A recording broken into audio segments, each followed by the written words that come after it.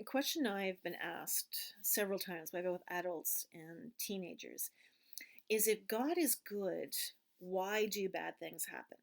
In 1981, there was even a book written on the subject matter. People want an easy answer to that question, and the easy answer is that God doesn't make these things happen. God is not a puppeteer. God is not Santa Claus. God is not a judge sitting dispensing good choices and bad choices to people. Those things have been seen over history and talked about over history, and people have realized, no, that doesn't fit God. God is far more complicated than that. But there's two really simple answers that people give for this. One is, God is trying to teach you a lesson. That's a horrible, horrible thing to say, quite honestly.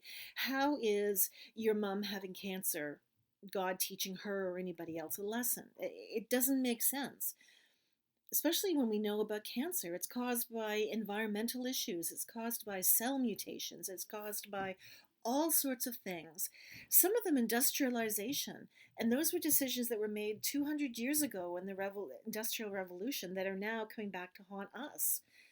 Those are not made by God. Those are human problems that we now have to deal with. We're dealing with one right now with COVID, where we have a disease that jumped from the animal kingdom into the human kingdom, and we can't fight it off naturally. So it's killing us in large numbers. This is not God made. This is environmentally made. This is choice made by humans. So God does not do anything to teach us a lesson. The second one is, it's a little harder to unpack. It's based on a misreading of the book of Revelation. The theory goes like this: that God is ultimately working towards the end time with humanity, where humans will be reduced in number to only the very faithful. Everybody else will be destroyed.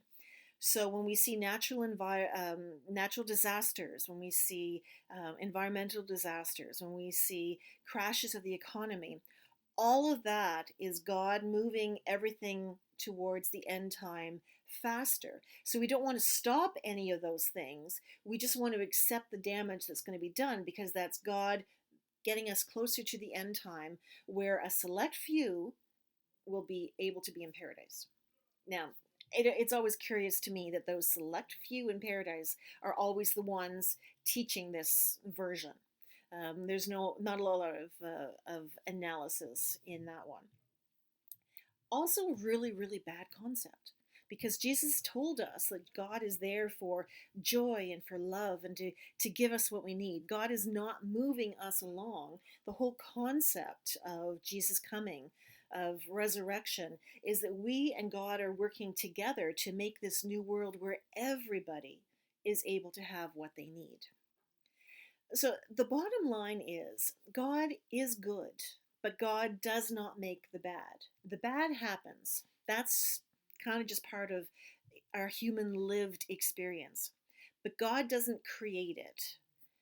God, however, is in the middle of it, helping us cope.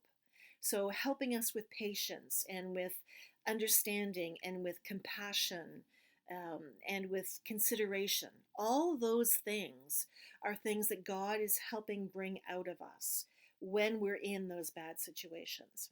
So that's different. God is good, but God does not create the bad. God is with us in the bad, however, helping us cope with it.